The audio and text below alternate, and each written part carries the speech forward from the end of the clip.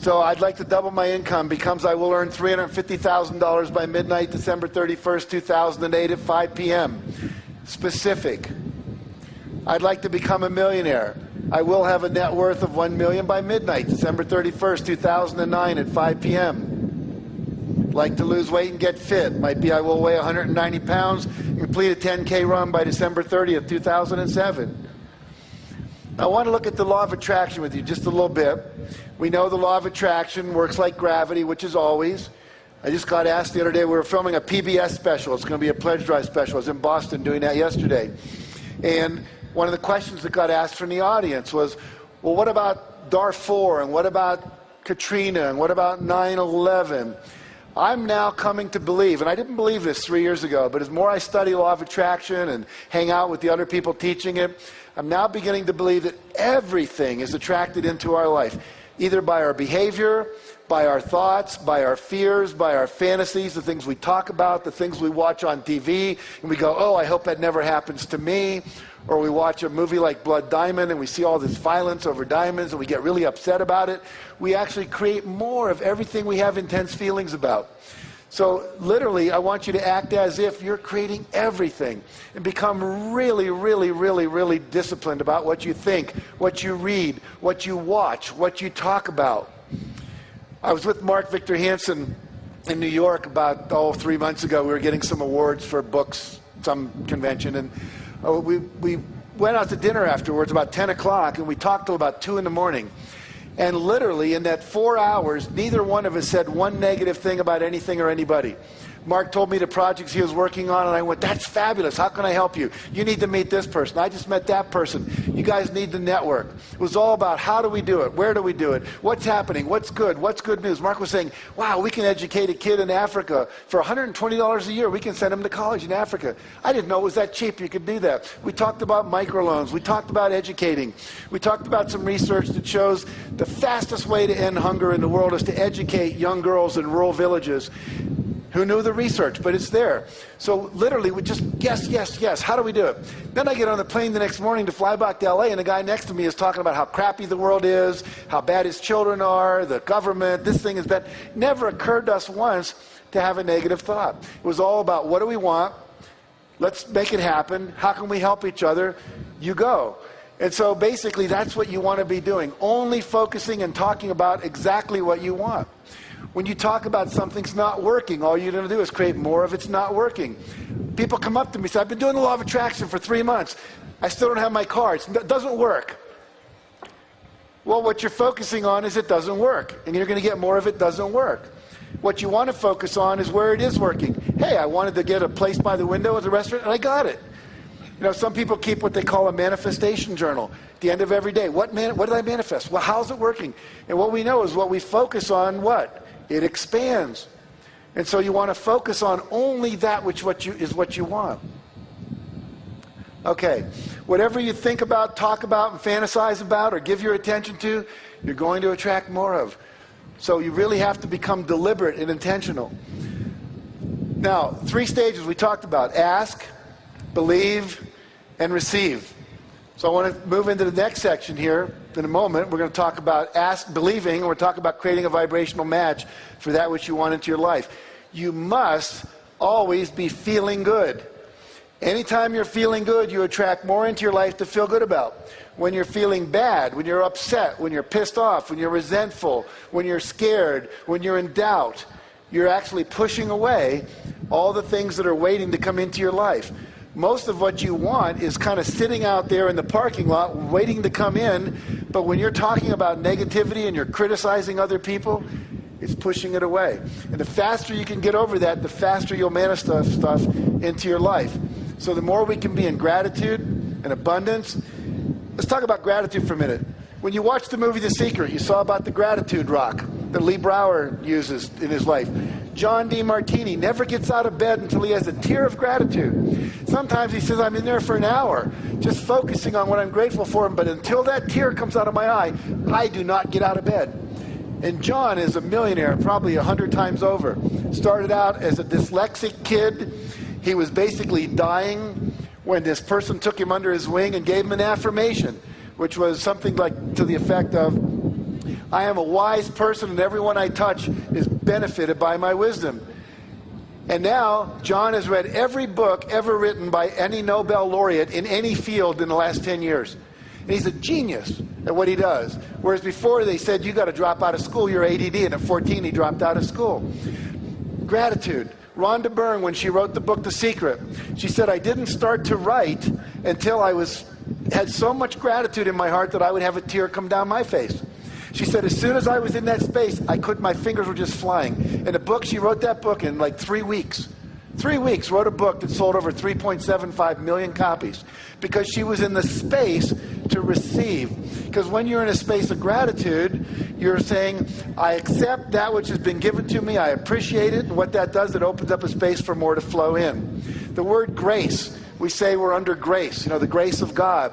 The word gracias in Spanish, gratitude, it's all from the same root word. The more gratitude we have, the more grace we receive that flows through us out into the universe in terms of our creativity and drawing to us that which we want. Abundance and generosity. You want to be always giving as much as you can. Barbara talked about that hugely today. Be in a state of joy. I now teach that at least 1 hour a day you need to take for yourself and do the things that you most love to do. Right now I'm learning to play the piano, so that's what my hour is about. For my wife, it's the horse poop and petting our dog and our cats and all of that stuff. She loves it. She just does. For someone else, it's listening to Bach or Beethoven or listening to Bono or whatever it might be. For someone else, it's painting or gardening. I was doing a seminar up in Canada, and I was actually on a TV show up in Canada, and this woman stood up in the audience, and she said, I have a question. I said, great, what is it? She said, I haven't been happy for 7 years. You're talking about joy. I haven't experienced joy for 7 years. I said, what happened 7 years ago? She said, my husband died. I said, really?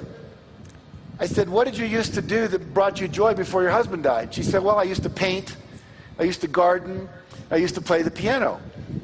And I said, have you done any of that in the last 7 years? She says, no. I said, well, here, go home, and tonight I want you to play the piano. Tomorrow I want you to go out and garden, and the next day I want you to buy some paints and paint something. Then I want you to write me a letter or give me a phone call, and I gave her my card. And about a week later I got a call, and she said, I can't tell you how happy I am. Happiness partly comes from doing things that make you happy. And for some reason, most of us spend our time doing the things we think we should do, and we don't go out and do the things that make us happy. So literally make a discipline of doing the things that bring you joy. It's like having a joy diet. And basically, if you can get into joy all the time, like Mother Teresa was, or the Dalai Lama is, or Mark Victor Hansen is 90% of the time, and I am 90% of the time, then things just start flowing into your life at a magical rate. Okay, forgiveness is another big piece. You must forgive, because anytime you're holding resentment, you're not in joy, you're not in love, you're not in inner peace. You have to let go and release. And there are all kinds of powerful processes. John Gray wrote a book about the total truth process. If you can feel it, you can heal it. There's a book on letting go on forgiveness by Jerry Jampolsky. I mean, there's many, many techniques out there. Find one and use it. The emotional freedom technique, the 5-minute phobia cure. There's a ton of technology that can, in like 5 minutes, you can get rid of a phobia. In 5 minutes, you can get rid of a negative belief, just tapping on certain meridian points. Things that we teach in our seminars, you can go into in greater depth. Be in a state of love. Always expect the positive. Always expect the positive. I basically gave Mark a little feedback. I mean, I think everything he said this morning, but once he said, oh, I don't think Al Gore will ever get 2.5 million people to watch that TV show. I said, Mark, that's a negative thought. Expect the positive. If you don't expect it, it won't happen. So you want to always be in that state of expecting that it's going to show up. Expecting it. I mean, how many of you would call Domino's Pizza, order your pizza, and then call them back and go, are you guys really going to bring it over? You sure? You're not kidding me? Yeah, you really do that. Okay. You know, if you did that 3 or 4 times, they'd put your number on caller ID and they wouldn't take your call anymore. And yet we do that with the universe all the time. I'd like a Porsche. Oh, but I can't afford it. I'd like a Porsche, but, you know, whatever. Now, probably more today we should say, I'd like a Prius instead of a Porsche, right? We're all learning. Some of the things we've been trained to want aren't really the best things for us. We have to learn some new stuff around that. All right, I'm going to skip over that slide. Here, I love this quote from Tiger Woods. He says, "One of the things my dad kept instilling me was the joy of the game. He made it fun for me. A lot of times I see a lot of kids, they don't enjoy being out there. It's a shame. You're supposed to enjoy the game." I say the same thing about life. You're supposed to enjoy the game. One of the things I try to instill in my clinics is, yes, go out there and give it all you have, but more importantly, enjoy what you're doing. If you're not loving it, you know, all the teachers say, do what you love, the money will follow. Follow your passion, follow your heart. I don't know if Alan Cohen said this when he talked to you, but it was one of the things I learned in his book. Did he mention this concept of hell yes or hell no? Yeah, that's a great idea. If it's not a hell yes instantly, it's called screw it. If you got to be going like, well, maybe, maybe not, let me I'll make a list, these are the pros, these are the cons. If you didn't get an instant, yeah. I mean, when Lynn Twist, who started the Hunger Project, and I met her about a year ago, said, we bring people over to our chateau every summer, 16 people for a week. I just went, and she said, would you like to come this year as our guest? And it was like, yeah, I want to come. It was like, well, let me talk to my wife, see if we can schedule it.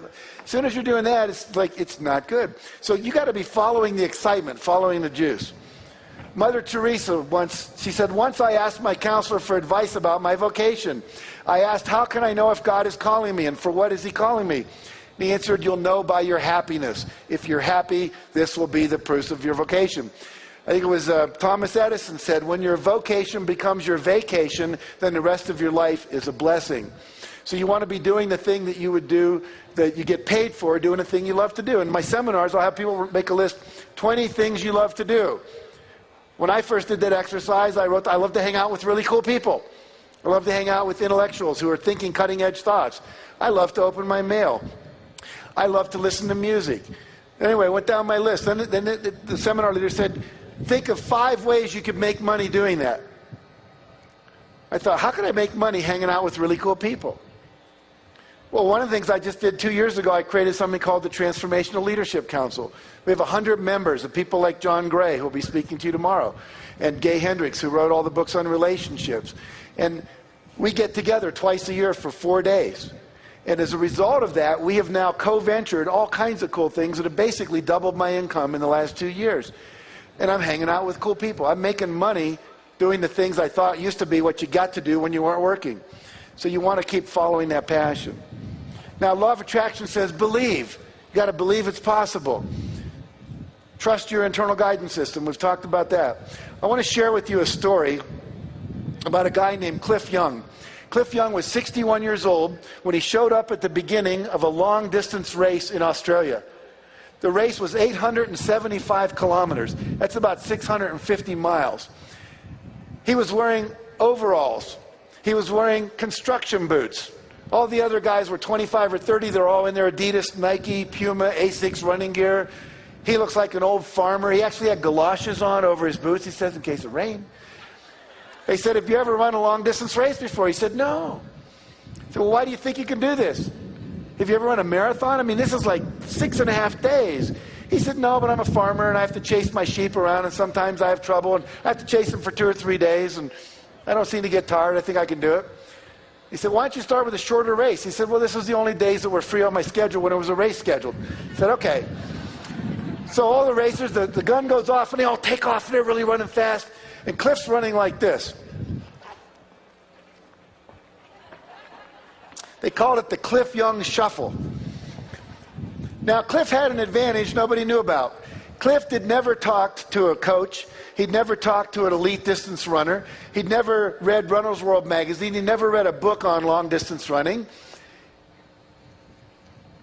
He didn't know that when you do a long distance race, you run for 18 hours, sleep for 6. Run for 18, sleep for 6. Run for 18, sleep for 6. So he was running so slow, when he got up to the part where everyone was gone to bed, they were all asleep. No one told him to stop and go to bed. So he just kept running on by. He ran nonstop for 5.5 days and broke the record by 12 hours.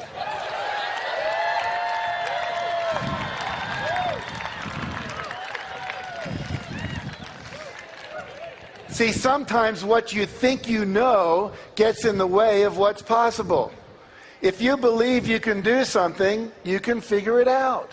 But you have to believe. You have to believe it's coming into your life. I love this quote. It says, never tell anyone something cannot be done. God may have been waiting for centuries for somebody ignorant enough of the impossible to do that very thing. You know, you think of all the technologies we have, the airplane, FedEx. When the guy that put FedEx together, he was an MBA student at Yale, and he presented the paper that outlined the FedEx process. They gave him an F on it and said it's not possible, it will never happen. And now when you think it absolutely positively has to be there overnight, you go what? FedEx. So everything that exists started out as somebody's dream, somebody's idea, and 9 times out of 10, they told you it couldn't happen. Here's a kid named Farrah Gray, 19 years old, born in the ghetto, mother's on welfare. At the age of 6, he starts his first company. By the age of 11, he has 3 companies. Now, they're small. They do things like take rocks, paint them, go door to door, and sell them as paperweights. But he made $50 his first day doing that, which was more than his mother made when she was the housekeeper. And then he got a bunch of kids together, and they would go to older people, and they'd say, we'll go buy your groceries for you and bring them back in our wagons. You just give us a couple of bucks. He gave one to the guy who went to get the groceries, kept one for himself, had a thing going. By the age of 12, he'd created something called the Urban Neighborhood Education Economic Council, called UNIQUE. He was getting businessmen like many of you and Harv and people like that to come in and speak to the other kids who were 12 and 13 to teach them business practices. By the age of 14, he had read a book by Deepak Chopra called The Seven Spiritual Laws of Success. One of them was the law of least effort. In other words, the thing that is the least effort for you, the thing that's easiest to do, that you can't imagine people would pay you for, is the thing that you need to go for, the thing you love to do. He said, what do I love? I love food, and I love kids. So what I'm going to do is start a food company for kids. He said, what do kids like? Kids like sweet things. So he created a syrup, like a maple syrup type thing that his grandmother used to have a recipe for. And in 1.5 years, he built that company up to, now he's all of 16, and he sells it for $1.5 million. He drops out of high school, moves to Las Vegas, starts a newspaper, opens a real estate agency, then a real estate development company. Then he writes a book called The Millionaire at the age of 19, and he's worth tens of millions of dollars. Why? Because he believed he could do anything he wanted to do. He said, if someone else can do it, I can do it. If Harv can do it, you can do it. If Mark can do it, you can do it. If I can do it, you can do it. If Eric Wyanmayer, a blind guy, can climb Mount Everest, there's nothing we can't do. But you have to believe it. So every project you create, you believe you're going to create, you're going to get the result you want. Oprah Winfrey said, you do not become what you want, you become what you believe. When I was on the Oprah Winfrey show, sitting next to her, the auric field that came out of her, the level of charisma, would almost knock you over. And she said, I believed this stuff long before it was called The Secret and so on and so forth. But she believed as a little child, I can do anything I want. And she went out and did it. So can you. Step number 4 says, release the brakes. It's another way of saying create a vibrational match. And I'll just talk about this for a few minutes, and I think my time's going to run out here. Now, how do we do that? In order to receive something into our life, we have to be feeling the feelings we would feel if we already had the thing that we want to come into our life. So I have to feel like a millionaire before the million can come in. I have to feel abundant. I have to feel full of love before I attract the love I want. Gandhi said, be the thing you want. So if you want love, be loving. You want joy, be joyful. You'll attract more of that into your life. So I'm going to teach you 4 quick techniques. Most of you know these, but ask yourself, am I doing them? Number 1, affirmations. So I have an affirmation that says I'm reveling in my $6 million a year personal income. Actually, this year it's up to 9 on my affirmation card. So you want to have an affirmation describing the result as already achieved. I'm reveling in my income. And I close my eyes every morning. I feel the feeling. I see the bank account. I see my IRS report. $9 million gross personal income. And then I move to my next thing. This is one I used a number of years ago. I'm enjoying looking at my physically fit 185-pound body in the mirror. Now, if you look at that closely, you'll see my face when I have brown hair cut out and put over a body that was in some muscle magazine. And I put that on my mirror every morning. And every time I'd look at that, I'd say, gee, I don't quite look like that. And then I'd go into the gym, I'd lift weights, and I'd eat better and so forth. Now, I'll never look like that. I'm not going to spend 6 hours in the gym. But it basically motivated me. And it said I'm already experiencing it right now, even though I wasn't. By the way, a great technique, and I put that off on person. Don't freak out in the AV department up there. But I just didn't want you looking at that slide. When you're trying to lose weight, take your scale, and whatever weight you want to weigh, write it on a piece of paper, put it over your scale. So every time you step on your scale, you go, oh, far out, 185, this is cool.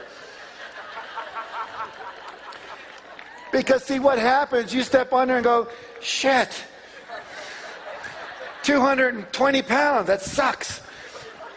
And what are you going to attract when you have that? You're going to attract 220 pounds, and that sucks.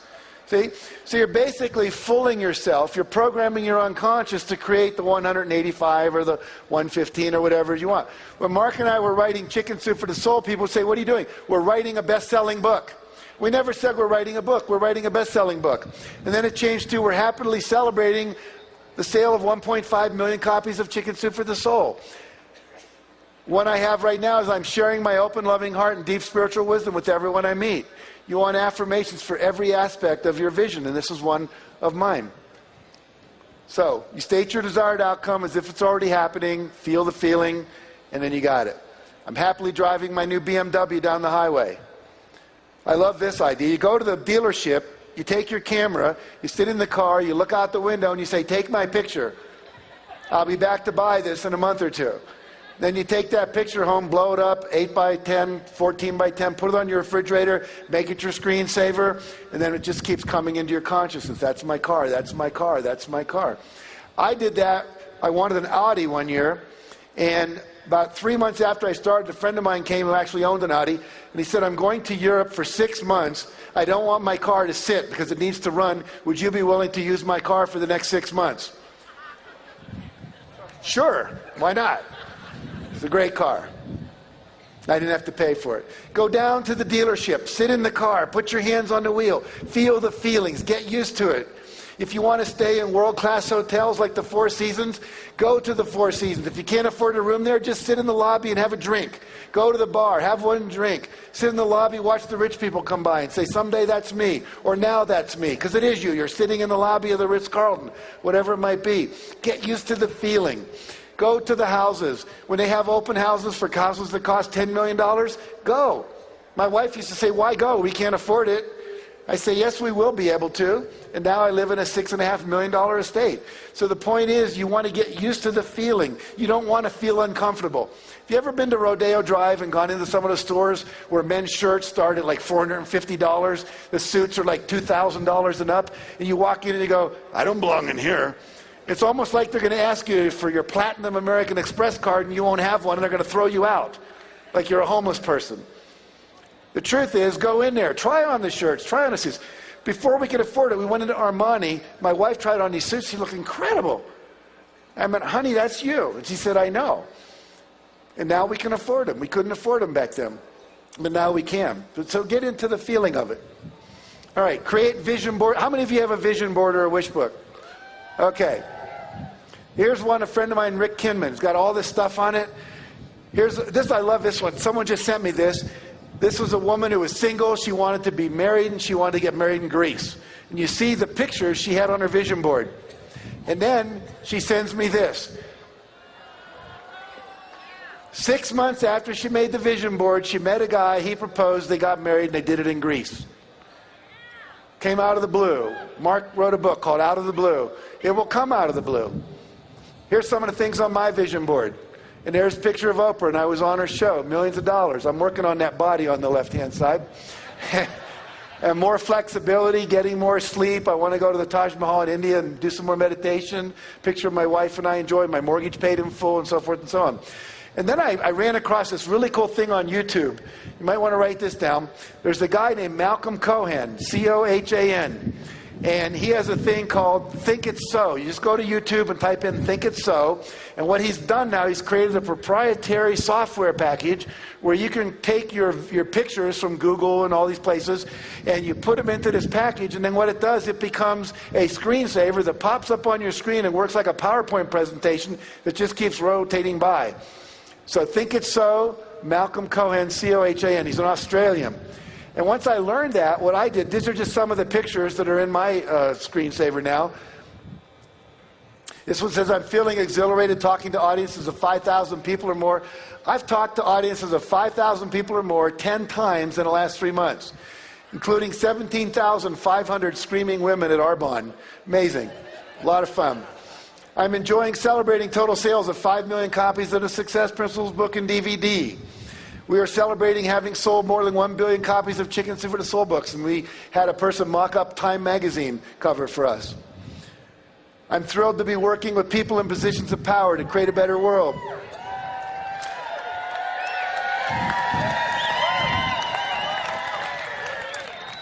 Turns out the woman who was the correspondence secretary for George Bush had submitted 5 chicken soup stories. We didn't know. And she comes and says, I'm about to quit and go do another thing. You want to have dinner at the or lunch at the White House? So we went, and one of the things we got to do was go into the press room where Tony Snow stands up there and goes, yes, question, question. I got to take that picture. I'm sitting up with Mark at 2 o'clock this afternoon, and he says he was with Gene Houston in Greece. Gene Houston is one of the major advisors to Hillary Clinton, and Gene Houston said, we want you and Jack to work with the Democratic Party to help advise them for this new administration to bring more of this consciousness.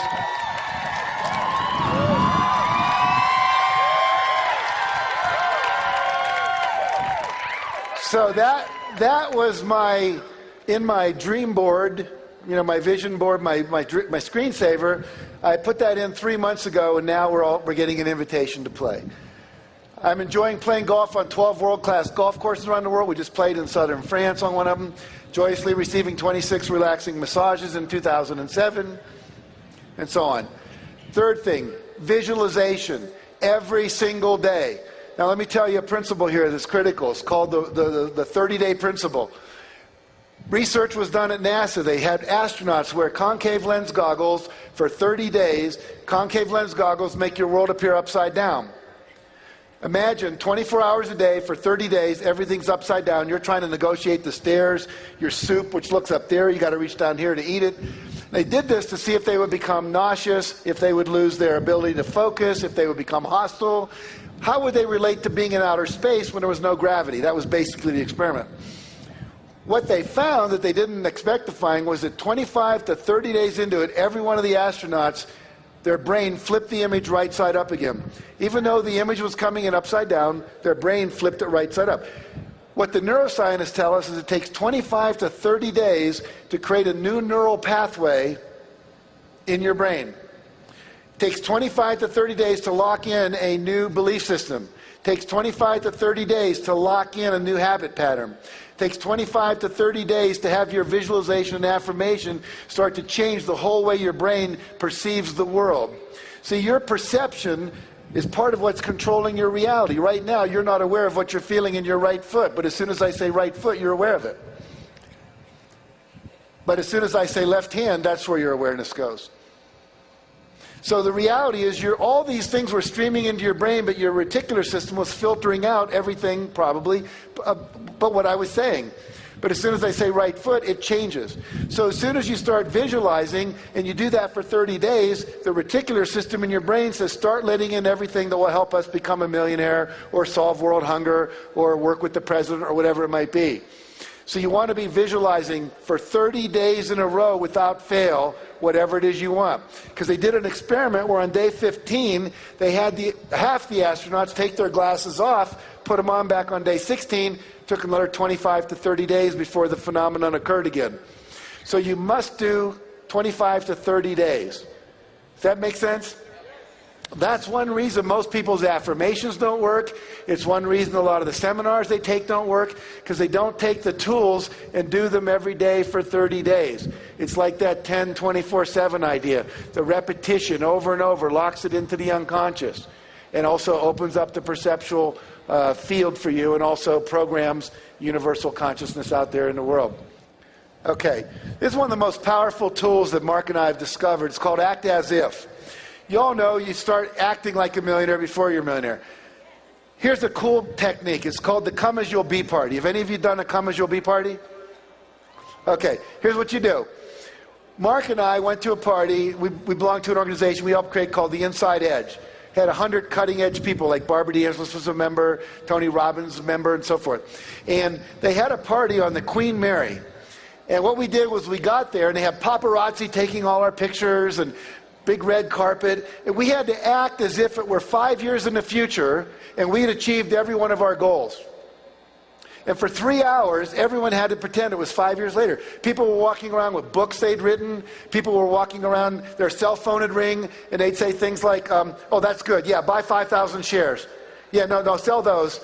Yeah, 10,000 of those. Oh, good. Call you back later. They were trading all these great stocks. I was doing this party with one of my seminars recently, and this kid, 26, was walking around with his cell phone going, Jennifer, I told you don't call me here. No.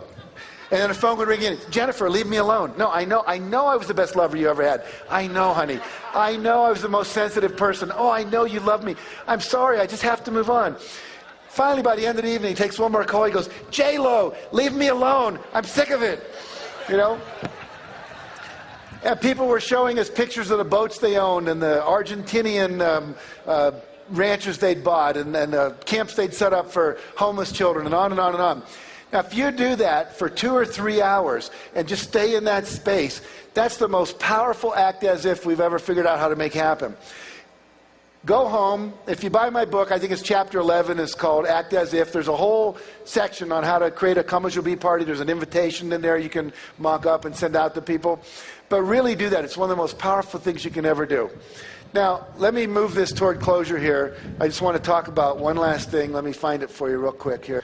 One of the principles that we work with is if you want to learn, you've got to stay motivated with the masters. You know, Harv talked about the masters. And so principle number 8 in my system is stay motivated with the masters. And there's a lot of ways to do that. You come to sessions like this. You take the Peak Performance, ultimate seminar package, whatever. You keep being exposed to masterful ideas and masterful people. Shared that cartoon with you. Here's a guy named Jeff Arch. How many of you know who Jeff Arch is? See, most of you have never heard of Jeff Arch, but you will know him in a second. Jeff Arch, one day, was sitting there and he was miserable. His life sucked. And he said, I'm watching these infomercials on TV and I'm seeing all these people talk about the money they make, and I've always thought